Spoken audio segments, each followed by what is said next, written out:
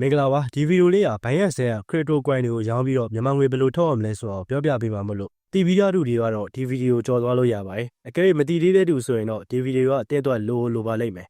ကိုလိုအပ်တဲ့အချိန်တိုင်းမှာထုတ်ကြည့်နိုင်ဖို့ဗီဒီယိုလေးကိုလိုက်လုပ်ပြီးတော့စေသွားလို့ရပါတယ်နော်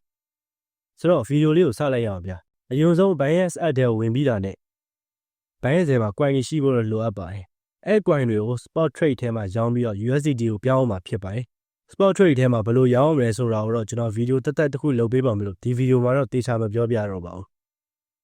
ကျွန်တော်က USDT ကိုပြောင်းထားတာမလို့ wallet ထဲမှာဝင်ပြီးတော့ funding ထဲကိုဝင်လိုက်ပါအဲ့မှာ P2P လေးကိုတွေ့ပါလိမ့်မယ်အဲ့ဒီကနေပြီးတော့မလဲချင်ရင်လည်းရပါတယ် home page ကိုတွားပါအဲ့မှာ logo ကိုနှိပ်လိုက်ပါ more service ဆိုတာလေးကိုတွေ့ပါလိမ့်မယ် recommend ထဲမှာလည်း P2P ဆိုတာလေးရှိသလိုအောက်ကိုနည်းနည်းဆွဲချပြီးတော့ trade ထဲမှာလည်း P2P ဆိုတာလေးရှိပါတယ်P2P တဲ့ဝင်လိုက်ပြီဆိုတာနဲ့ buy and sell ဆိုပြီးတော့တွေ့မှာဖြစ်ပါလိမ့်မယ်ကျွန်တော်တို့ကရောင်းမှာဖြစ်တဲ့အတွက်ကြောင့် sell ကိုနှိပ်လိုက်ပါမယ် sell မှာဆိုရင်တော့ဈေးတွေကအမျိုးမျိုးတွေ့ရမှာဖြစ်ပါတယ် P2P trader တွေကအများကြီးရှိတာမလို့တယောက်နဲ့တယောက်ကတူကြမှာမဟုတ်ပါဘူး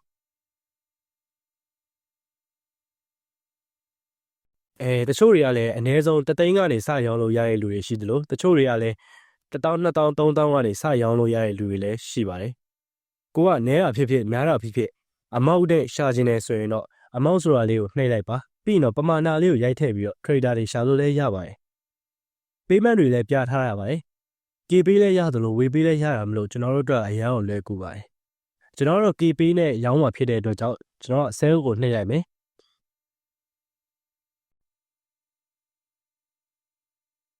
ပြီးရင်ဒီနေရာမှာဘယ်လောက်ရောင်းမှာလဲဆိုတော့ရေးလိုက်ပါမယ်အကုန်ရောင်းမယ်ဆိုရင်တော့ match ကိုနှိပ်လိုက်ပါအကုန်မရောင်းဆိုရင်လည်းရောင်းမဲ့ငွေအမောက်ကိုထည့်လိုက်ပါအဲ့ဒါပြီးရင်တော့ place order လေးကိုနှိပ်လိုက်ပါ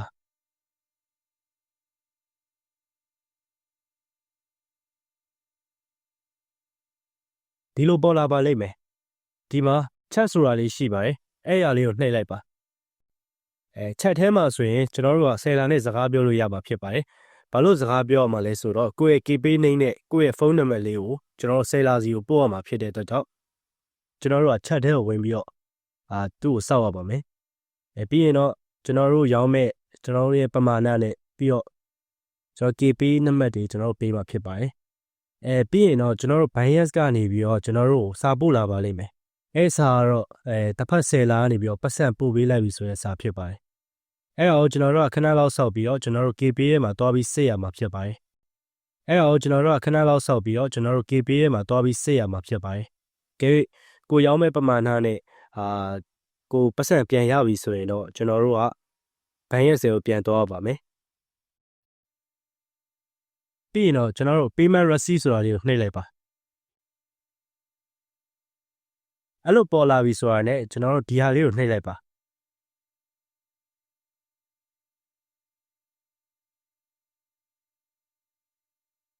ပြီးရင်တော့ကျွန်တော်တို့ဒါလေးကိုထပ်နှိပ်လိုက်ပါ